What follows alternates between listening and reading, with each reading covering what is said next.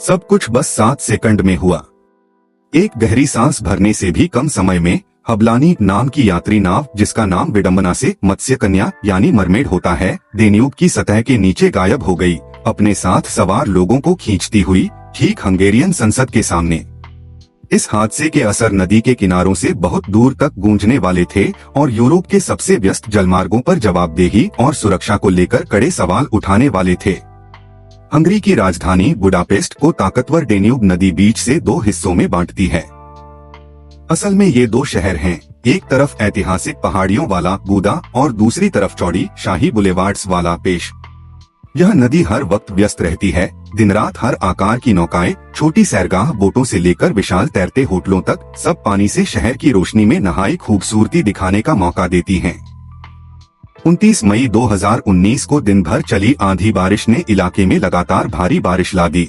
उसी वजह से डेन्यूब का पानी सामान्य से ज्यादा ऊंचा था और तेज, करीब 4000 से 4500 घन मीटर सेकंड की रफ्तार से बह रहा था, लगभग सामान्य दर का 2 गुना। शाम तक जैसे जैसे बारिश थमी, नदी पर आवाजाही और बढ़ गई, कुछ हिस्सों में भीड़ भाड़ होने लगी। जहाज एक दूसरे के बहुत करीब से निकल रहे थे, पानी के रास्ते में जगह बनाने की होड़-सी थी। इन्हीं जहाजों में हम्बलानी यानी मरमेड और वाइकिंग सिगन भी थे, दोनों एक दूसरे से बिल्कुल भिन्न। हम्बलानी 1949 में सोवियत संघ में आज के यूक्रेन के खेरसोन शिप बिल्डिंग और शिप रिपेयर प्लांट में बनी एक छोटी यात्री नाव थी। यह 50 टन की मॉस्कोविच टाइप मोटर चालित यात्री नौका थी, सिर्फ 27 मीटर लंबी और 5 मीटर चौड़ी। 2003 से पैनोरामा डेक लिमिटेड इसे सैरसपाटे और निजी आयोजनों के लिए चलाता था। उस रात हवलानी के स्टीयरिंग पर थे कप्तान लाज़लो, लगभग 40 साल के अनुभव वाले जहाज नायक। सहकर्मियों के मुताबिक उनका रिकॉर्ड बेदाग था। उनके साथ एक और अनुभवी नाविक थे, 53 वर्षीय यानोश पाल।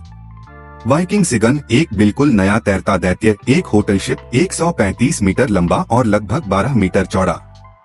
हवलानी से तकरीबन 5 गुना लंबा और 2 गुना से ज्यादा चौड़ा। 2500 टन से ज्यादा विस्थापन के साथ वह छोटे जहाज से 50 गुना भारी। यूक्रेनी कप्तान यूरी चाप्लिंस्की के नेतृत्व में वाइकिंग सिगन बुडापेस्ट से पासाउ, जर्मनी जा रहा था। जहाज पर 7 क्रू मेंबर, 43 होटल स्टाफ और 184 यात्री थे। शाम ढलते ढलते 29 मई 2019 को दोनों जहाज बारिश से भीगी डेन्यूब पर नेविगेट करने को तैयार थे। रात 8:20 पर हबलानी अपनी 1 घंटे की सैर शुरू करती है, 33 दक्षिण कोरियाई पर्यटकों और 2 हंगेरियन क्रू के साथ। ज्यादातर कोरियाई अपने परिवारों के साथ थे। सबसे छोटा यात्री मात्र 6 साल का और सबसे बुजुर्ग 71 का। इन्हीं में थी किम जोंगमी अपनी बहन, भाई और बेटी यूनारा के साथ।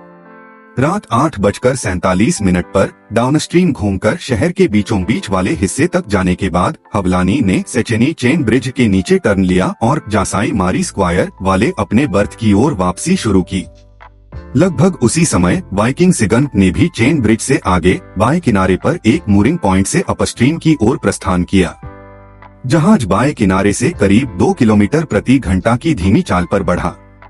बाद में कप्तान चाप्लिंस्की ने कहा कि वे धीमे इसलिए चले ताकि यात्री संसद भवन को बेहतर ढंग से देख सकें। यह रफ्तार हवलानी के लिए बहुत धीमी थी।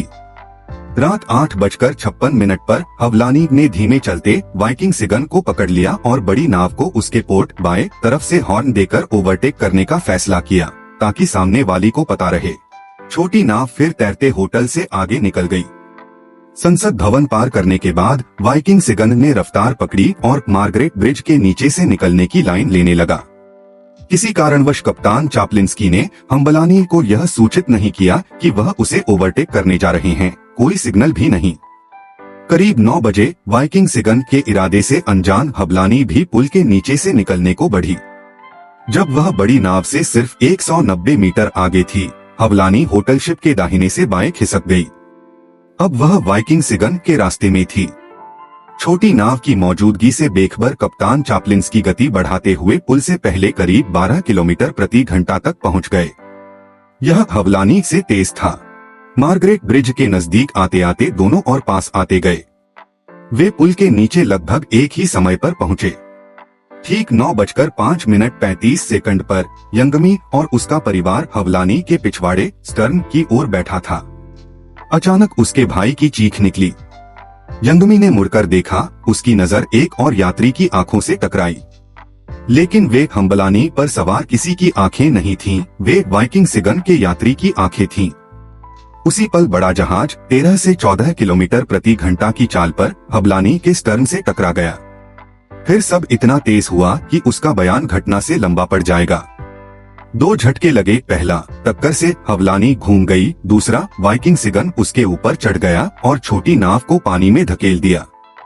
डरावनी बात सिर्फ रफ्तार का फर्क नहीं थी, एक चीज और थी, बर्नूली सिद्धांत। जब तेजी से बहता द्रव जैसे 2 जहाजों के बीच का पानी कम दबाव बनाता है और नीचे का धीमा पानी ज्यादा दबाव, इससे छोटी नाव को नीचे की ओर सक्रिय रूप से खींच लिया जाता है।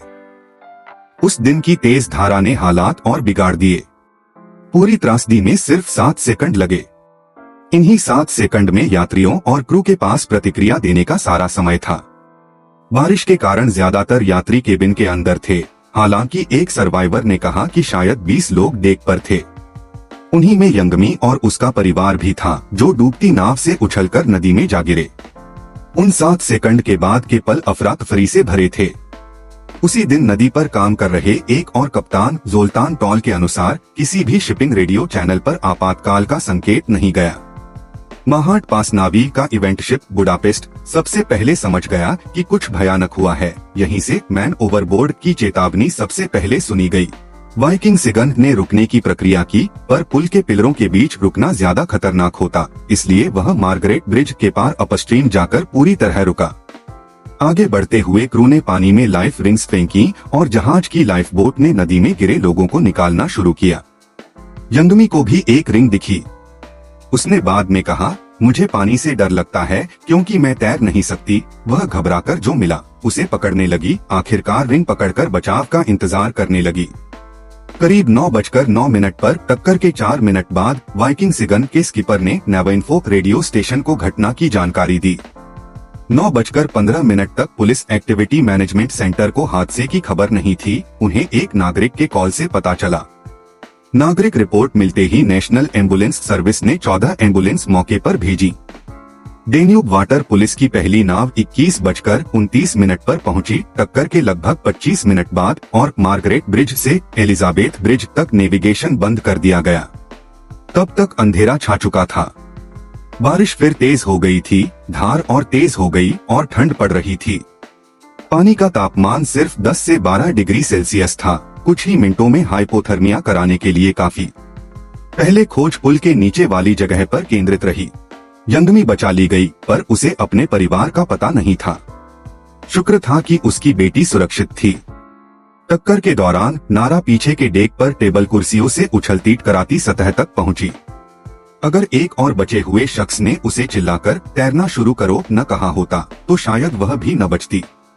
करीब आधी रात से ठीक पहले खोज को बुडापेस्ट के नीचे बहने वाले पूरे नदीखंड तक बढ़ा दिया गया। 7 लोगों को घटनास्थल के पास से बचाया गया और हल्की चोटों व हाइपोथर्मिया के लक्षणों के साथ अस्पताल ले जाया गया। अगले दिन आधी रात के थोड़ी देर बाद की प्रेस कॉन्फ्रेंस में 7 मौतों की पुष्टि हुई। 16 लोग अब भी लापता थे। उन्हीं में यंगमी के भाई और बहन भी थे। हादसे ने तुरंत अंतर्राष्ट्रीय रूप ले लिया। दक्षिण कोरिया के राष्ट्रपति मून जेन ने सरकारी स्तर पर एक ऑपरेटिव ग्रुप बनाने का आदेश दिया ताकि प्रभावित लोगों की मदद हो सके। विदेश मंत्री कांग क्योंगहवा खुद बुडापेस्ट पहुंची। क्या हुआ था, इसे ठीक ठीक समझने के लिए हबलानी को पानी से निकालना जरूरी था, पर यह आसान नहीं था। जो फ्लोटिंग क्रेन चाहिए थी वह तभी काम कर सकती थी जब असामान्य रूप से ऊंचा पानी घटे, यानी बारिश थमे और नदी नीचे आए। तब तक इंतजार। Budapest university of technology and economics के इंजीनियरों ने निकाला कि हरलानी को उठाने के लिए 4 वायर रोप स्ट्रैप चाहिए, एक धनुष बोग पर, 2 बीच में इंजन रूम के नीचे जहां जहाज के 2 हिस्सों में टूटने का सबसे बड़ा खतरा था, और एक स्टर्न के नीचे। 11 जून 2019 की सुबह 6 बजे हम्बलानी को उठाने का काम शुरू हुआ। 8:30 बजे तक 4 शव मिल चुके थे। सबसे पहले कप्तान लाजलो लोम्बोश का शव कैप्टन ब्रिज से, फिर एक कमसिन लड़की जो अपनी मां के साथ यात्रा कर रही थी, और शव जहाज के भीतर से मिले। गोताखोर उल्टी पुल्टी पड़ी टूटी फर्नीचर के बीच जूझते हुए पंप लगाए ताकि पानी निकाला जा सके। तली में 80 सेंटीमीटर कीचड़ जम गई थी, जिसमें बाकी लापता यात्रियों के शव मिले। राहत के बाद हवलानी को एक बार्ज पर चेपेल ले जाया गया, जहां पुलिस की जांच जारी रही। हादसे के सिर्फ 24 घंटे के भीतर पुलिस ने कप्तान चाप्लिंस्की की हरकतों पर शक जाहिर किया। उन्हें संदिग्ध के तौर पर बुलाया गया और हिरासत में लिया गया। यूक्रेनी कप्तान ने नियम तोड़ने या अपराध करने से इनकार किया। उनके एक वकील बालाज मॉट ने प्रेस को बताया कि वे 44 साल से जहाज चलाते हैं, कभी हादसा नहीं हुआ। पर बाद में सामने आया कि कप्तान चाप्लिंस्की पहले भी इसमें फंस चुके थे। उस साल अप्रैल में वे वाइकिंग ईडन नाम के दूसरे होटल शिप के कप्तान थे, जब वह नीदरलैंड में एक ऑयल टैंकर से टकरा गया था। यह भी दिखा कि उन्होंने हादसे के तुरंत बाद अपने फोन से मैसेज डिलीट किए। काफी संदिग्ध कदम। 8 सितंबर 2020 को हबलानी केस का ट्रायल शुरू हुआ। अभियोजन ने कप्तान पर जल परिवहन को खतरे में डालने, लापरवाही से बड़े पैमाने पर जनहानि और 35 मामलों में मदद न देने के आरोप लगाए। अदालत में चाप्लिंस्की ने नया बयान देने से इनकार किया और सवालों के जवाब भी नहीं दिए। उन्होंने कहा, उन्होंने छोटी नाव को दाहिनी ओर से वाइकिंग सिगन को ओवरटेक करते देखा था, लेकिन पुल के नीचे से निकलने पर ध्यान देने के कारण नजर नहीं रख पाए। विशेषज्ञ राय ने उनकी कई बातों का खंडन किया। विशेषज्ञों के अनुसार वाइकिंग सिगन ने हवलानी को बाईं तरफ से ओवरटेक किया था, न कि दाईं से। यानी कप्तान यह ठीक से आंक ही नहीं पाए कि ओवरटेक के लिए जगह है या नहीं।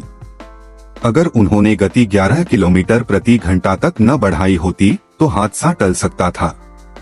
यह बात कई बचे हुए लोगों, जिनमें किम जोंगमी और यूनारा भी थीं, की गवाही से मेल खाती है। 26 सितंबर 2023 को पेस्ट सेंट्रल डिस्ट्रिक्ट कोर्ट ने कप्तान को प्रथम दृष्टया 5 साल 6 महीने की सजा सुनाई, पर 15 जनवरी 2024 को बुडापेस्ट मेट्रोपॉलिटन कोर्ट ने न्यायिक पक्षपात का हवाला देकर इसे रद्द कर दिया। आज भी 2019 का बुडापेस्ट शिप हादसा डेन्यूब के बुडापेस्ट हिस्से के इतिहास का सबसे गंभीर त्रासदी माना जाता है। अंतिम आंकड़ा भयावह था। 27 लोगों की जान गई, जिनमें 25 दक्षिण कोरियाई यात्री और जहाज के 2 हंगेरियन क्रू शामिल थे, जबकि एक व्यक्ति अब तक लापता है।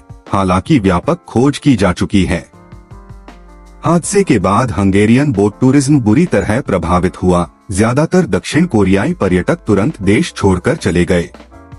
बहुतों ने सैरगाह, क्रूज और दूसरी जलयात्राएं रद्द कर दी। आर्थिक नुकसान भारी रहा।